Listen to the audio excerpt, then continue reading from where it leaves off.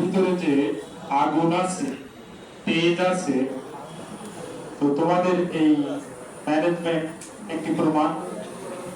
তারপরে তোমাদের মধ্য থেকে যে তিনজন তোমরা কথা বলেছ, অত্যন্ত সমৃদ্ধ উঁচু মানের রেখে কথাবার্তা বলেছো, যেটা আমরাও হতে পারি না। তোমরা তোমাদের দিয়েই সম্ভব। আমি দীর্ঘ বক্তব্য রাখবো না। আমাদের শ্রদ্ধেয় স্যারগণ অত্যন্ত সুন্দরভাবে তোমাদেরকে নির্দেশনা দিয়েছেন। আমি শুধু একটি দুটি কথা বলবো, যে কিভাবে প্রতিকূলতা মোকাবেলা করতে হয় আর কিভাবে আত্মবিশ্বাসী হতে হয়। পৃথিবীর সবচেয়ে তরল বস্তু হলো পানি, আর সবচেয়ে শক্ত পদার্থের উদাহরণ দিতে গিয়ে বলি আমরা, তো পাথরের মতো শক্ত, মানে পাথর। কিন্তু এই পানি পাথর কেটে থাকে।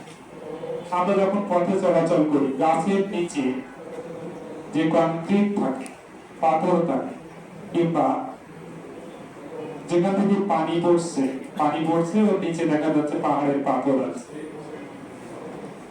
এই পানি পাথরকে কেটে কেটে কেটে কেটে গর্ত করে ফেলছে। কিভাবে? প্রতিনিয়ত সে তার বিদ্যুৎ ছেড়ে যাচ্ছে, তার যে সীমিত শক্তি, তার যে অল্প ক্ষমতা, সেটা প্রয়োগ করে যাচ্ছে নিয়মিত অধ্যবসায়, মানে দম ধরে নিয়মিত প্রচেষ্টার পরে। আমরা সুন্দরবন কলেজ থেকে পাশ করেছি, আমরা রাষ্ট্রবিজ্ঞানে পাশ করেছি। Never look about that. ওদিকে ফিরে তাকানোর দরকার। আমি আমার যেটুকু আছে, আমার যা আছে, সেটুকু নিয়েই আমি চেষ্টা চালিয়ে দেব এবং অবিরত সাফল্য আসবেই। আমি ক্লাসে একটা কথা প্রায় বলে থাকি, হুসাইন বোল্ট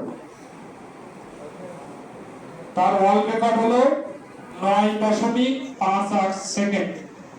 পৃথিবীর সবচেয়ে দামি অ্যাথলেট, 100 মিটারের স্প্রিন্টারে সবচেয়ে দামি অ্যাথলেট, পারফরমেন্স দেখায় মাত্র 10 সেকেন্ড ও 9.5 সেকেন্ডের পারফরমেন্স। প্রস্তুতি কত বছরের? কমপক্ষে 20 বছরের। ত্যাগ কি পরিমাণ?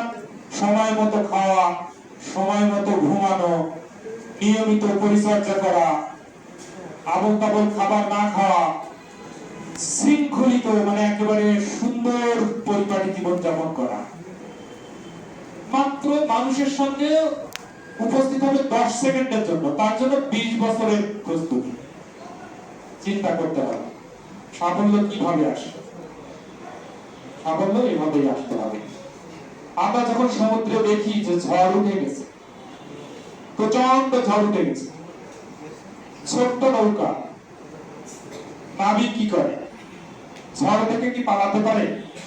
তুফান যখন আসে, ঝড় যখন আসে, বাঁচতে গেলে কি করতে হবে? যে দিক দিয়ে তুফান আসে তার বিপরীতে নৌকা চালিয়ে দিতে হবে। জাহাজ হোক, নৌকা হোক, নাবিকের কৌশল কি?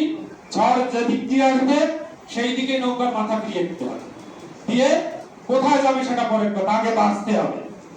ঝড়ের ঢেউয়ের প্রতিপক্ষে তাকে মোকাবেলা করতে হবে।